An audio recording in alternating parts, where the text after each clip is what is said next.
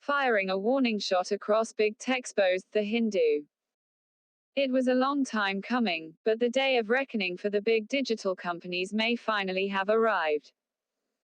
Despite the growing monopoly power of big tech and the use of anti-competitive practices, earlier attempts to regulate them, such as an attempt by the U.S. Department of Justice in 1998 to rein in Microsoft, had only limited success. The novel coronavirus pandemic further enhanced the monopoly power of the big tech giants. Timeline and actions. But now, a rash of lawsuits and regulatory moves in the United States and Europe against the big non-Chinese digital companies, particularly Facebook, Amazon, Apple and Google, suggest that the days of their easy expansion in an unregulated environment may be coming to an end. In October 2020, the U.S.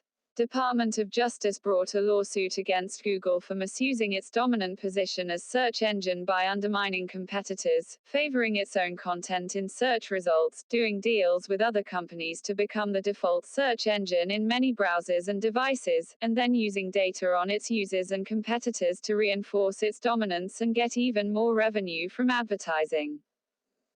Then, in early December, the U.S. Federal Trade Commission, FTC, and 48 states, the District of Columbia, and Guam, sued Facebook, accusing it of abusing its market power in social networking to crush smaller competitors. The specific instances of Facebook's acquisitions of WhatsApp and Instagram were cited, which apparently resulted from concerns that the growing popularity of these platforms could break the company's hold on social media. The FTC complaint cites a Mark Zuckerberg email of June 2008, "It is better to buy than compete." In another internal communication, he noted that Facebook can likely always just buy any competitive startups.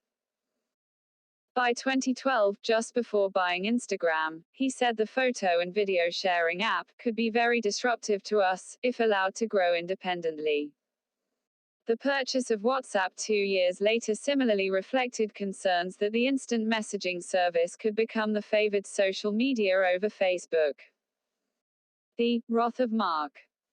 Why did these companies agree to be bought up? It was not the price at which they were sold, $19 billion for WhatsApp and $1 billion for Instagram, so much as Facebook's ability to make an offer they could not refuse, mafioso style, by destroying their ability to expand and attract new users. Will he go into destroy mode if I say no? Instagram founder Kevin Systrom is cited as having asked an investor when considering Facebook's offer. Bottom line, I don't think we'll ever escape the wrath of Mark. It just depends how long we avoid it. This wrath was expressed by using Facebook's huge user base in a bait-and-switch, offering newer app or website developers various incentives, such as allowing them to use like buttons that promoted the sites or apps to Facebook users, which also meant that Facebook could then gather more data on the online activities of those users. When the new app grew and emerged as a possible threat, Facebook would stop this access and thereby destroy its ability to attract a new user base. Google and Facebook are hardly the only transgressors. A U.S. House committee report that led up to the lawsuits has major indictments of Amazon and Apple as well. Amazon functions as a gatekeeper for e-commerce, reducing competition and thereby also harming consumers. It has exploitative relationships with other sellers on the platform, which live in fear of the company, and which Amazon refers to as internal competitors. Sellers are not allowed to contact shoppers directly, often limited in their ability to sell on other platforms, face strong-arm tactics in negotiations, and have to choose between getting atrocious levels of customer service or better service for a fee.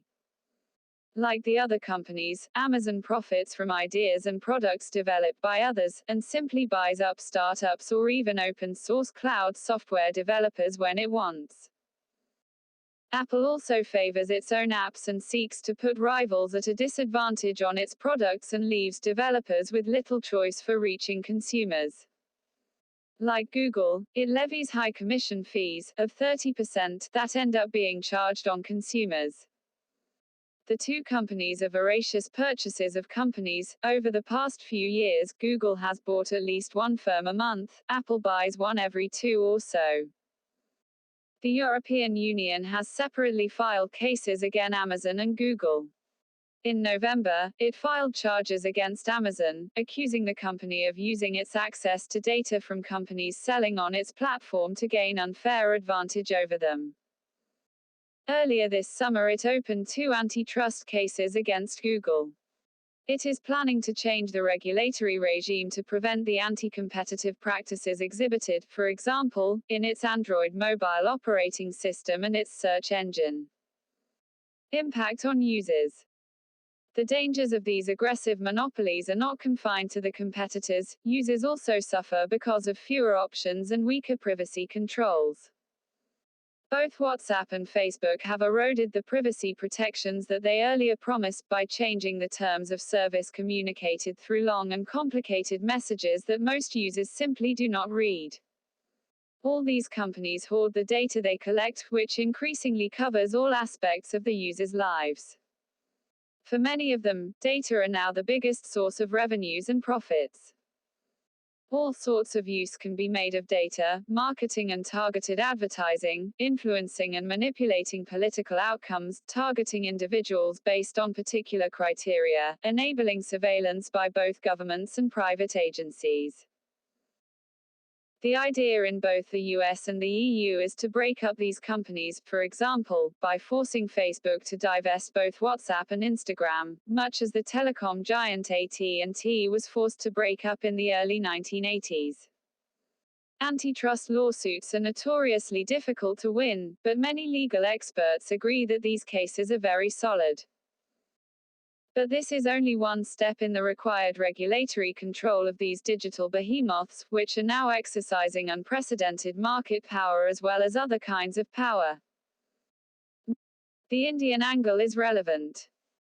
All this has direct relevance for India, and not only because these companies are so important in India. More than 400 million of WhatsApp's estimated 2 billion users are in India. Amazon has around 1/3 of the share of online retail in India, neck and neck with Flipkart that was recently acquired by Walmart. India is Facebook's largest single market, with around 270 million accounts. Google completely dominates the search engine space in India, and most smartphones in India are Android-based. And now Facebook and Google are collaborating with India's largest telecom company, Reliance Jio, owned by Mukesh Ambani, to create a single gateway for Indians, providing everything from information, news media and entertainment to daily purchases of groceries and sundry other services. Apart from their market dominance, another concern is the cozy relationship these companies have established with the ruling party in the country, and the willingness to adopt different standards of fact-checking and privacy in India, so as to benefit the powerful. Reports suggest that Facebook has been unwilling to remove incendiary and violent content for fear of backlash from Hindu nationalist politicians and stormtroopers. This is not helped by the fact that India still does not have a privacy law, even though the Supreme Court declared privacy to be a fundamental right some time ago.